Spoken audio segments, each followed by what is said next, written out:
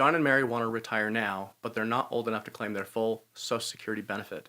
They've already saved about $1 million for retirement, and they really want to make sure that by retiring now, they're not jeopardizing their financial future, and at the same time, they'll be able to enjoy the lifestyle that makes retirement worth it in the first place.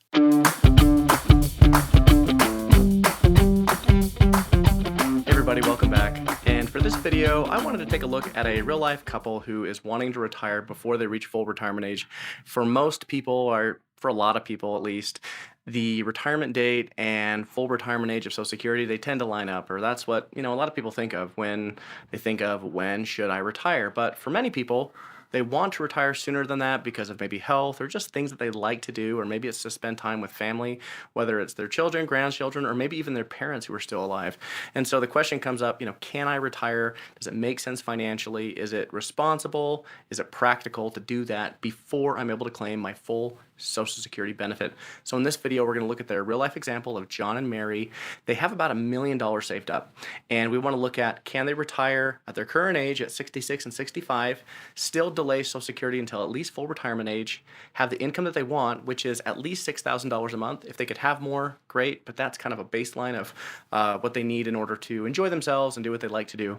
And then most importantly, they want to know that if they retire early and spend down some of their investments in the meantime, is that going to cut short their retirement? Are they going to be at risk of having to go back to work, or significantly cut back their lifestyle in order to stay retired? So with that all being said, we're going to cover and answer those questions. So let's jump into the numbers and see what it looks like. What I want to do is show you how to build a retirement income roadmap with the different components that a typical person has when they're retired. I chose this example of John and Mary. I changed their names and some of the details to protect their information, but I think they're a really good example of a typical couple that has done a really good job preparing for retirement and is wanting to look at their options to see what's possible. So first, we're looking at their financial assets. What have they saved up, right? What do they have available to replace their income in retirement? So both John and Mary have retirement accounts. You can see that John has an IRA with $500,000 in it. Mary has a 401k account with $250,000. They also have a brokerage investment account over at Fidelity with $250,000. So that's their total investment portfolio, about $1 million. They also have some savings set aside, but for their income plan, they really don't want to factor that in because they don't want to depend on that savings they've set aside for retirement income. They really look at that more of an emergency fund, or if it grows a little too big, they're okay drawing down on it for some extra things like extra travel, or or spoiling their kids or doing something, but they don't want to count it for their retirement plan. Their other major financial resource is their Social Security benefit that they've earned and accumulated over their careers.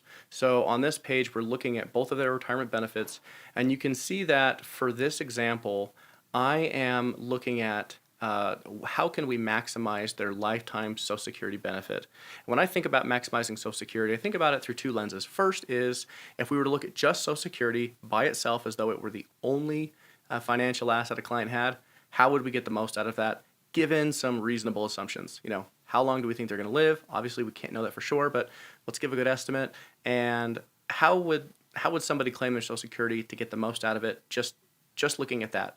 The second layer of maximizing Social Security is to then factor in other resources like investments, other income sources, and see if there is a more optimal way to claim Social Security in the broader context of all the other stuff that somebody has in retirement. So for right now, what we're looking at is John is going to claim his Social Security. He'll actually delay it until age 70, and that's going to have a huge impact. His benefit goes from about $3,500 a month up to about $4,400 a month monthly benefit. Mary also has earned a Social Security benefit, and if she claims it at her full retirement age, she will get about $2,800 a month. This is in today's dollars, so by the time they claim those benefits, they will have received some inflation adjustments, some cost of living adjustments from Social Security, almost certainly, but that's what the numbers look like today. Now here's the major concern for them.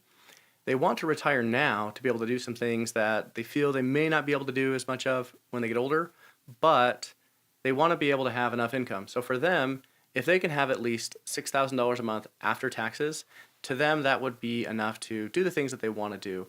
And the other concern they have is that when they get older, they want to make sure that they have enough income to cover anything like any long-term care expenses, like if one of them needed to be in a long-term care facility, or maybe if both of them even needed to, or if an emergency came up with a family member that they wanted to help out, they'd like to have the flexibility to step in and help in those cases.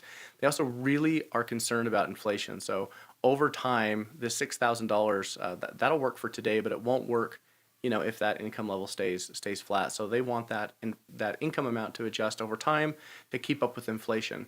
Now, this is just a baseline amount of expenses. This doesn't include, everything that they want to do in retirement, but it covers most of it. So this is our baseline, the amount that they need to be able to have sustainably for retirement to make sense. And anything extra, that'll be great, but we'll start with this for now. All right, so now we're looking at a summary page of their retirement income plan. Like I said, they have set aside $1 million for their retirement income. We already looked at their Social Security benefits. And based on all these numbers, putting it together, for them, they have the capacity to spend about $8,600 a month. So we're going to break this down to talk about what that actually means. And you may recall, we were just talking about their baseline retirement income being $6,000 a month. So even though the plan is saying, hey, they could spend about $8,600 a month, doesn't mean that they have to. So it's important to look at this and say, okay, what is the spending capacity? Which for me, what that really means is what is that amount that is pretty realistic and sustainable over the long run? Now, whether or not a retiree actually decides to spend that full amount, what they're capable of spending, that's going to come up to the preferences of the retiree, but at least it gives them an indication of how much they can spend relative to what's possible for them to spend, and see if there's a margin of safety there, and that can help somebody feel really comfortable or more confident about retiring. So one of the major obstacles for their retirement is how are they going to cover their living expenses before Social Security kicks in. Now, both of them are old enough that if they wanted to, they could claim Social Security today, claiming it early. And if they were to do that, each of them would receive a lower Social Security benefit than if they were to wait until at least their full retirement age. Or, like in John's case, what we're going to do is have him actually wait until age 70, because he's going to get those important 8% per year increases to his benefit by waiting between age 67 and age 70. So in the meantime, how are they going to cover their living expenses? So looking at this chart right here, you can see the yellow, the dark blue, and the light blue. And this light blue represents their distributions from their portfolio. So you can see that for the first couple of years, they're going to be drawing income from the retirement portfolio. And you can see that that's going to go up over time. Now, once Mary's Social Security benefit kicks in, her claiming it for retirement age, all of a sudden, there's about $3,000 less that needs to be taken from the portfolio. So less of that is being taken out. And then as we go along, once John claims Social Security, you can see here that's represented by the light blue. Then all of a sudden, the amount that they need to take from their portfolio for income is pretty low. So here, starting at today's date and going through year by year, 2024, 25, 26, we've got about 2 years before Mary's Social Security kicks in, and then about 4 years before John's kicks in. This summary table breaks it down in a way that might be a little bit easier to understand and see what's happening. So in year one of retirement, you can see John and Mary's ages, and these represent their two Social Security income sources. And in year one, neither of them are receiving anything. So all of their income is coming from the portfolio. So in the previous slides we were looking at, you could see that they have the capacity to spend about $8,600 a month, and that's what I'm demonstrating here. But like I said, if they decided not to spend that amount, you could see as though they're kind of pocketing some of that money that could be used for expenses in the future, or just anything that they wanted, right? Maybe in a particular year they're spending closer to $6,000 a month, but in a following year they have some higher expenses, some home repairs, they want to do more travel. And because they didn't spend as much as they could have the year before, that's going to give them even more flexibility in following years to spend more and do more things. So as we go along, you can see that in year two, partially through the year, Mary begins claiming Social Security. Her full retirement age is actually 66 and 10 months. So she begins claiming her monthly amount, and you can see that the annual portfolio withdrawals are going to go down at that time. As we go along, once we get to 2028, that's when John is going to claim Social Security, and there's the immediate difference. All of a sudden, they're getting almost $37,000 a month from Mary's Social Security, almost $60,000 a year. Forgive me, $37,000 a year for Mary's Social Security, or about $59,000 a year for John's Social Security, and then only about $19,000 a year from the portfolio. So all of a sudden, if we want to look at kind of the composition of their retirement income, in the first few years, it's all or mostly taking distributions from the portfolio, and in following years, their retirement income becomes very stable because most of it is coming from a guaranteed inflation-adjusted source, which is Social Security income. So now I'm coming back to their income chart. We looked at the summary table and saw year by year where the income sources are coming from, and I'm looking at this chart again because I just want to highlight maybe coming back to this chart again because I want to highlight something that's very important, and that is how sustainable, how realistic is this plan. If you look at each of these income sources, starting in year one and ending, over 30 years later, the income sources are going in this nice, smooth line going up over time, but we all know that that's not how real life is. That's not how things work, especially when it comes to investments. They don't just go perfectly up over time in a straight, nice line like this. So getting back to one of John and Mary's major concerns, which is this responsible? Is it sustainable? Do they have enough to be able to, even if they face difficult times, that this money is going to last till the end of their retirement? That's what I want to get into now. What this screen is showing is something called retirement income guardrails. So with your retirement income roadmap, there needs to be some way of managing risk and some framework to know how to make adjustments over time so that you know that you are managing your retirement income responsibly and making adjustments over time as needed so that you don't run out of money. And the way that a retirement guardrail works is it helps a retiree know when they might need to take a small pay cut in their retirement income, and also it lets them know when they can actually get a pay increase above and beyond regular cost of living adjustments year by year.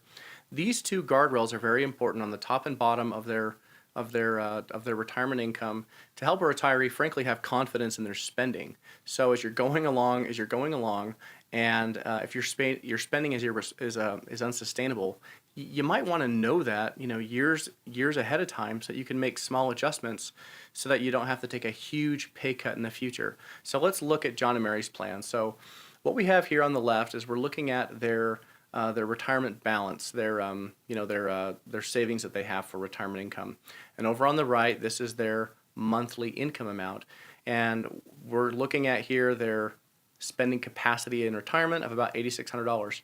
So when do we know, or when should we look at maybe having them take a pay cut to make sure they don't run out of money? So let's say that they go through some, the market goes down quite a bit.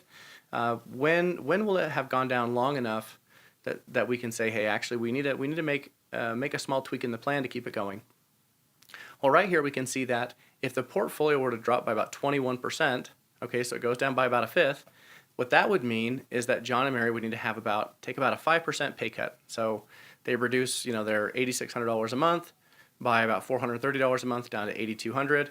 And by doing that, by making that small course correction, during a period where the market has really gone down for a significant period of time, that then gives them the confidence that their plan is going to be sustainable. Now, on the flip side, what if they go through several years, and this has happened in recent years where the market is going really well? What's the point at which they can feel confident having a pay increase, right? As a financial advisor working with retirees, this is probably what I see more often than not, is that retirees are so afraid of running out of money that they never increase their spending, or they're very cautious in their spending when looking at the numbers they can totally afford to spend more. So it's very helpful to have a framework to know when can you allow yourself to spend more than what you had planned. So in this case, for John and Mary, if their portfolio goes up by about 5%, which is very, very, very realistic in any given year, right? That would also allow them to have a 5% increase.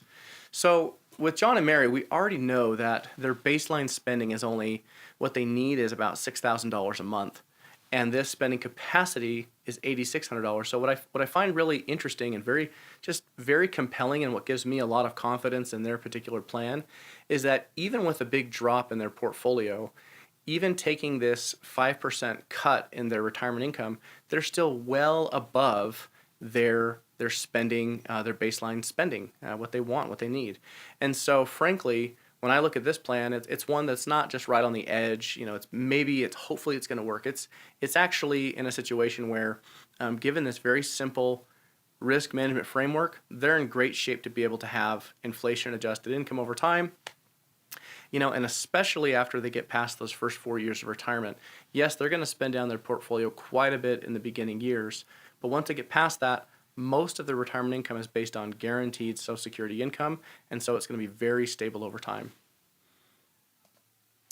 Another thing that I like to do with a retirement income plan is to see how that plan would stand up to different financial conditions over history. So we want to look forward in time, and we want to make sure, obviously, that a retirement income plan is going to be sustainable. But we can't look into the future perfectly. We don't know exactly what's going to happen. So one thing that we can do, though, is we can look back over time, especially during difficult economic or financial environments, and see how this plan or a plan constructed in a similar way, in the past, how it would have held up. Would we have been able to have income increases, or would we have needed to take income decreases? And so what's pretty neat is we can look at financial data going all the way back to like the 1870s and rerun this client's financial situation over those time frames to see how it would have held up. So on the screen in front of me, I'm going to highlight these two lines. This green line represents their baseline income, what they need to retire, and the blue line, that represents the one that we've been talking about a lot, which is their spending capacity. Now you can see this shaded area behind the lines. This represents the monthly amount of income that they actually would have been able to have at that point in history. So right now we're looking back at the 1870s, and you can see that if we think about those guardrails, what this means is that their portfolio would have been hitting up against those upper guardrails, allowing the client to have income increases during those times above and beyond inflation. So as we go through time, we can see here into the early 1900s, we're going to get into the Great Depression here. So you can see the 1920s, and it drops. There's one point here you can see that if they had retired here in around the Great Depression, that their income would have dropped slightly below. And you know what? Let's see if I can actually zoom in here on that so we can get a better look at actually what that is. Okay. So here we are looking at a time through the Great Depression. Oh, and as we zoomed in, you can see there are a couple of times here in the early 1900s as well. But you can see that their retirement income plan, if it had been going during the Great Depression, there would have been a point in time where, in order to, using the framework, using the guardrail to keep us on the road and keeping us safe, this client would have needed to reduce their spending slightly in order to maintain the long-term viability of the plan. And really at that point, you see that, they're really just dipping down below their, the spending capacity by a few $100s a month. And quickly you can see that that's a pretty temporary situation to where they're able to get above that relatively quickly. Interesting to note, and I've highlighted this on previous screens that we've looked at here, but they're not even getting close to their required monthly income. They're far and away ahead of that. And so I don't know that there's a more difficult financial environment that we can compare their plan against than the Great Depression. But by doing that, this gives us a lot of confidence in the strength of this plan. And really what this says to me as a financial planner is that this client is in a situation where, yes, they can absolutely afford to retire. Now, they may not decide to retire. There may be other things that they want to consider before they decide to step away from their careers and move into this next phase of life. But at this point, John and Mary can feel very confident that if they choose to retire today, financially, that is not a poor decision. It's not irresponsible. First, yes, they can have the amount of income that they want. They can even have more than that if they really want to. The other thing that it tells them is that, yes, the plan is sustainable over time. It can accommodate cost of living adjustments, increasing for inflation over time. And it also tells them that by retiring today, they are not jeopardizing their financial future. based on everything that they have, they're in great shape. And so if they choose to pull the trigger, then it's going to be, they're most likely going to be just fine. So hopefully,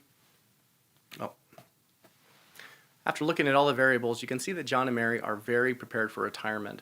They have enough saved at this point, and based on how much income they want and all their financial assets they have in place, they can definitely afford to spend at least $6,000 a month in retirement. We even see that they could spend more than that if they wanted to. This gives them a lot of flexibility, and for a retiree, I know that from having worked with so many clients that if they want to spend here, but they have enough money that they could spend here, that gives them a lot of confidence and feeling really good about the decision to retire.